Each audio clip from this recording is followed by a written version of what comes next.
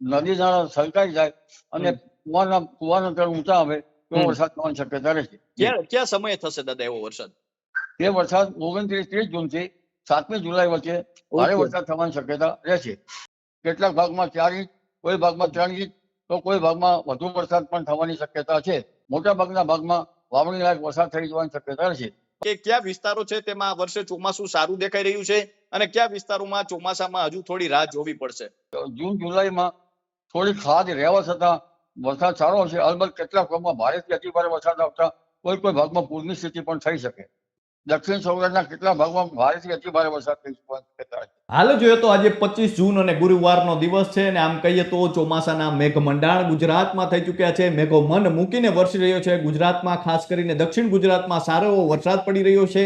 છેલ્લે આપણે અંબાલાલ કાકા સાથે વાત કરી હતી ત્યારે તેમણે કહ્યું હતું કે 23 થી લઈને 25 તારીખ વચ્ચે ગુજરાતમાં ચોમાસાનો પ્રવેશ થઈ જશે અને એ મુજબ જ જોઈએ તો હવામાન વિભાગ જે અધિકારિક રીતે ચોમાસાનો જાહેરાત કરતી હોય છે તે મુજબ ગુજરાતમાં ચોમાસાનો પ્રવેશ થઈ ચૂક્યો છે અને હાલ ગુજરાતમાં ચોમેર કહી શકાય કે લોકો આતુરતાથી મેઘમહેરની રાહ જોઈ રહ્યા છે. અનેક એવા વિસ્તારો છે જ્યાં આગામી દિવસોમાં પણ વરસાદ પડવાની શક્યતા છે. ત્યારે આપણી સાથે ગુજરાતના જાણીતા હવામાન નિષ્ણાત અંબાલાલભાઈ પટેલ જોડાઈ ચૂક્યા છે. તો આવો તેમની સાથે જ સીધી વાત કરીએ, વાત ગુજરાતી પર. દાદા, વાત ગુજરાતીમાં આપનું ખૂબ ખૂબ સ્વાગત કરું છું. જી દાદા, શું કહેશો કે તમે જે રીતે આગાહી કરી હતી તે મુજબ ચોમાસું છે ગુજરાતમાં પ્રવેશી ચૂક્યું છે, ખાસ કરીને ખેડૂતોમાં ખુશીનો માહોલ જોવા મળી રહ્યો છે. દક્ષિણ ગુજરાતમાં અત્યારે સારો વરસાદ વરસી રહ્યો છે. તો હવે આગામી વિસ્તારમાં કે આગામી દિવસોમાં કયા વિસ્તારમાં વરસાદ પડશે અને વરસાદને લઈને શું શક્યતા છે? હજુ સૌરાષ્ટ્રમાં ઘણા ખેડૂત ભાઈઓએ બિયારણ કોરામાં વાવી દીધું છે. ઓકે. જોકે સૌરાષ્ટ્રમાં કોઈ ભાગમાં વરસાદ થયો છે, છતાં પણ હમણાં જુનાગઢના કેટલાક ભાગો થોડાક વરસાદથી વંચિત હોય એવા વાવડ મને મળ્યા છે. જી જી. હવે ધીરે ધીરે દક્ષિણ સૌરાષ્ટ્રના ભાગોમાં પણ વરસાદ થવાની શક્યતા રહે છે અને ચોમાસું ધીરે ધીરે આગળ વધશે. પરંતુ વચ્ચે થોડાક દિવસ 1-2 દિવસ ચોમાસું થોડુંક મંદું પડી જશે અને ફરી પાછું પુનઃ 29-30 તારીખથી ચોમાસું સક્રિય થશે. કારણ કે એમડીઓ જે છે એની એન્ટ્રી લગભગ ઇન્ડોનેશિયાના ભાગમાં થવાની શક્યતા રહેશે અને બંગાળ ઉપસાગરમાં પણ લોકેશન બનશે, જેના લીધે વરસાદથી વંચિત જે ભાગો છે, મધ્ય ગુજરાતના ભાગો, પૂર્વીય ગુજરાતના ભાગો, ઉત્તર ગુજરાતના ભાગો અને કચ્છના કઈ થોડા ઘણા ભાગો, આ ભાગોમાં જુલાઈની 5-6-7 જુલાઈ સુધીમાં સારો વરસાદ થવાની શક્યતા રહેશે. કેટલાક ભાગમાં 4 ઇંચ, કોઈ ભાગમાં 3 ઇંચ, તો કોઈ ભાગમાં વધુ વરસાદ પણ થવાની શક્યતા છે. પરંતુ આ વખતે પણ સૌરાષ્ટ્રના ઘણા ભાગોમાં ભારે વરસાદ થવાની શક્યતા છે. દક્ષિણ ગુજરાતના કેટલાક ભાગો તો પૂરની સ્થિતિ રહી શકે અને દક્ષિણ સૌરાષ્ટ્રના કેટલાક ભાગમાં ભારેથી અતિ ભારે વરસાદ થઈ શકવાની શક્યતા છે. પરંતુ 7મી જુલાઈ પછીનો વરસાદ છે એનું વરસાદી પાણી ખેતી માટે સારું ગણાતું નથી. ઓકે. દાદા, શું કહેશો કે ખાસ કરીને વાવણી લાયક વરસાદ ક્યારે આવશે સમગ્ર ગુજરાતમાં? સમગ્ર ગુજરાતમાં મોટા અલ નીનોની અસર હોવા છતાં આ વખતે અલ નીનોની અસર ગંભીર છે. અલ નીનોની અસર ફ્રાન્સમાં તો જોયું આપણે. બિલકુલ. ફ્રાન્સની હકીકત. જી જી જી.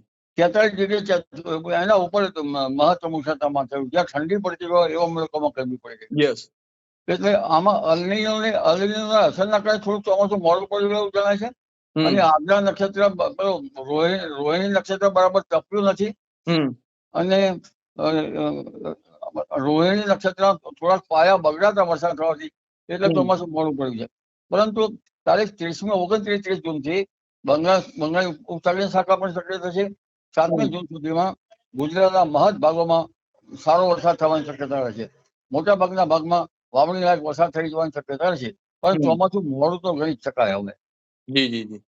તો દાદાએ ખાસ કરીને જે આગાહી કરી છે કે હવે ચોમાસાનો પ્રવેશ થઈ ગયો છે, હજુ પણ વરસાદ પડશે, ખાસ કરીને દક્ષિણ ગુજરાતમાં અત્યારે વરસાદ પડી રહ્યો છે, આગામી દિવસોમાં પડશે. વચ્ચે થોડીક કહી શકાય કે ચોમાસું છે તે મંદ પડશે, પરંતુ ફરી જે 29-30 તારીખ આસપાસથી ચોમાસું ફરી સક્રિય થશે અને 7 જુલાઈ આસપાસ જે છે રાજ્યના તમામ વિસ્તારો છે ત્યાં ખૂબ સારો વરસાદ પડી શકે છે, વાવણી લાયક વરસાદ પડી શકે છે, 3 થી 4 ઇંચ સુધીના વરસાદ જોવા મળી શકે છે. તો દાદા, હવે એ પણ જાણવું છે ખાસ કરીને કે કયા વિસ્તારો છે તેમાં આ વર્ષે ચોમાસું સારું દેખાઈ રહ્યું છે અને કયા વિસ્તારોમાં ચોમાસામાં હજુ થોડી રાહ જોવી પડશે?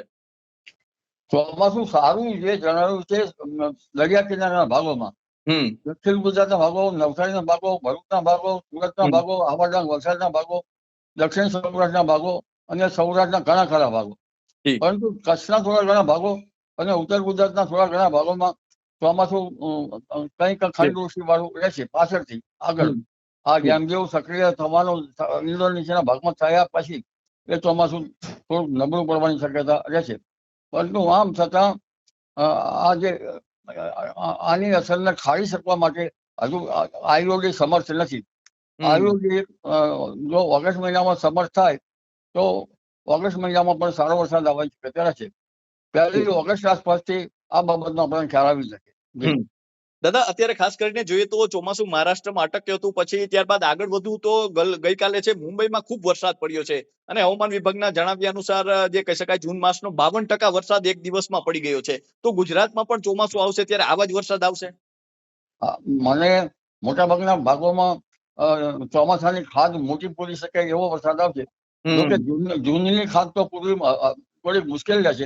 બિલકુલ. જૂન જુલાઈમાં થોડી ખાધ રહેવા છતાં વરસાદ સારો હશે. અલબત્ત કેટલાક ભાગમાં ભારેથી અતિ ભારે વરસાદ આવતા કોઈ ભાગમાં પૂરની સ્થિતિ પણ થઈ શકે.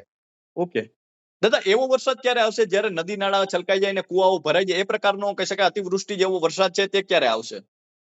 અતિવૃષ્ટિના વરસાદ તો બરાબર છે, પણ 4 ઇંચ વરસાદ, 5 ઇંચ વરસાદ, 1 ઇંચ વરસાદ એવો વરસાદ લગભગ ઉત્તર ગુજરાતના ભાગોમાં આવશે. દક્ષિણ ગુજરાતના ભાગો અને સૌરાષ્ટ્રના ઘણા ભાગોમાં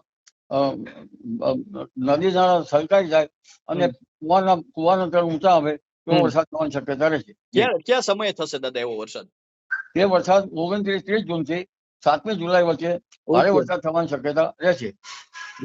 તો દાદાએ જે રીતે વાત કરી છે ખૂબ મહત્વની વાત છે કે 29 તારીખથી જ સારા એવા વરસાદની શક્યતા છે. અમુક વિસ્તારોમાં કહી શકાય નદી નાળા ભરાઈ જાય એ પ્રકારનો વરસાદ પણ એમાં જોવા મળશે અને ખૂબ સારો વરસાદ છે તે આગામી દિવસોમાં ગુજરાતમાં આવી રહ્યો છે. દાદા શું કહેશો કે અલ્નીનો જો સક્રિય થાય છે તો અલ્નીનોની અસર કયા મહિનાથી જોવા મળી શકે છે? અલ્નીનોની અસર લગભગ ઓગસ્ટ માસમાં સી સરફેસ ટેમ્પરેચર -3.4 વિસ્તારમાં 120 થી 170 પૂર્વ રેખાંશમાં આમાં અલ્નીનો સક્રિય થવાની શક્યતા રહેશે અને સપ્ટેમ્બરમાં તેની ઘાતક અસર થવાની શક્યતા રહેશે. આમ છતાં વરસાદ તો સપ્ટેમ્બર ઓક્ટોબર સુધી પડ્યા જ કરશે, પણ ક્યારેક વરસાદની વચ્ચે બ્રેક આવવાની શક્યતા રહેશે.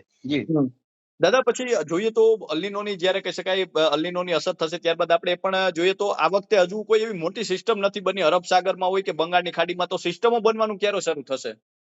સિસ્ટમ લગભગ 29-30 જૂનથી 7મી જુલાઈ વચ્ચે બંગાળ ઉપસાગરમાં સિસ્ટમ બનશે. ખાસ કરીને એની અસર ઇન્ડોનેશિયા બાજુમાં જે MJO ખસી રહ્યો છે તેના કારણે બંગાળ ઉપસાગરની સિસ્ટમ સક્રિય થશે અને લો પ્રેશર બનવાની શક્યતા રહેશે. જી દાદા, આપણે વરસાદની જ્યારે કહી શકાય હવે શરૂઆત થવા જઈ રહી છે, ચોમાસું પ્રવેશી ચૂક્યું છે, તો જૂન જુલાઈમાં કેવો વરસાદ રહેશે? ઓગસ્ટ, સપ્ટેમ્બર અને ઓક્ટોબર ક્યારે કેવો વરસાદ રહેશે?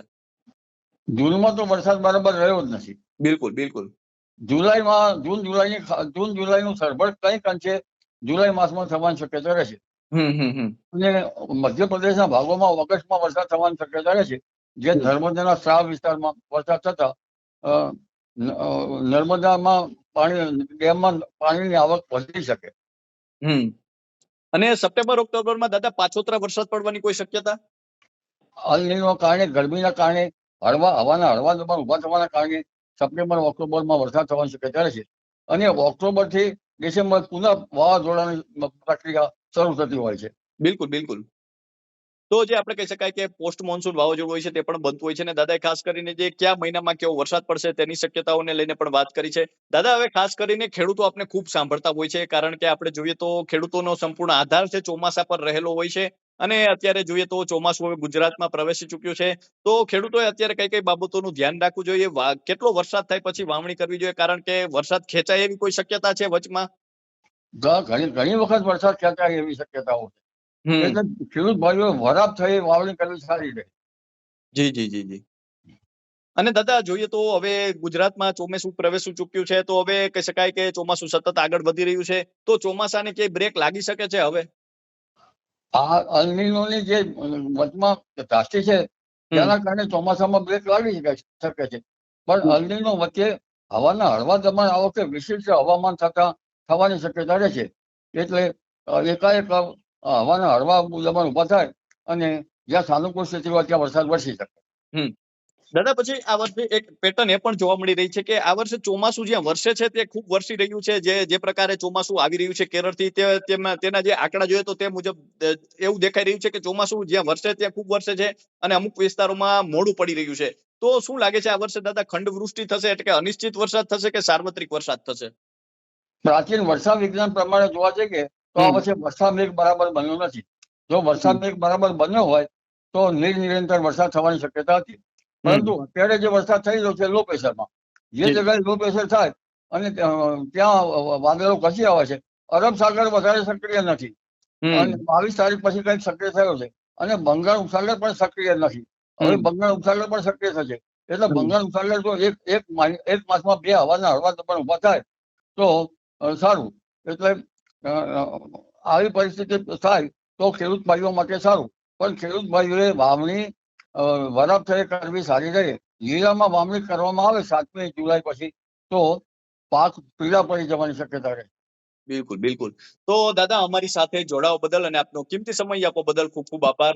તો આ હતા ગુજરાતના જાણીતા હવામાન નિષ્ણાંત અંબાલાલભાઈ પટેલ અને ખાસ કરીને દાદા આપણી સાથે જે રીતે વાત કરી છે, ખેડૂતોમાં અત્યારે ખુશીનો માહોલ જોવા મળી રહ્યો છે કારણ કે ચોમાસું ગુજરાતમાં પ્રવેશી ચૂક્યું છે અને એટલા માટે જ આપણે જોઈએ તો જે દાદાએ જે રીતે વાત કરી છે કે ચોમાસું સતત આગળ વધી રહ્યું છે અને આગામી દિવસોમાં ખૂબ સારા વરસાદની શક્યતાઓ છે અને જે કહી શકાય 7 જુલાઈ સુધીમાં રાજ્યમાં અનેક વિસ્તારોમાં છે નદી નાળા ભરાઈ જવાના છે, કુવાઓ ખાસ કરીને તેના પાણ ઊંચા આવે, કુવાના તર ઊંચા આવે એ પ્રકારનો વરસાદ પડવાનો છે અને સાથે જ જોઈએ તો આગામી ચોમાસામાં કેવો વરસાદ રહેવાનો છે તેને લઈને પણ વાત કરી છે દાદાએ. તો હાલ બસ આટલું જ. ફરી મળતા રહીશું વાત ગુજરાતી પર.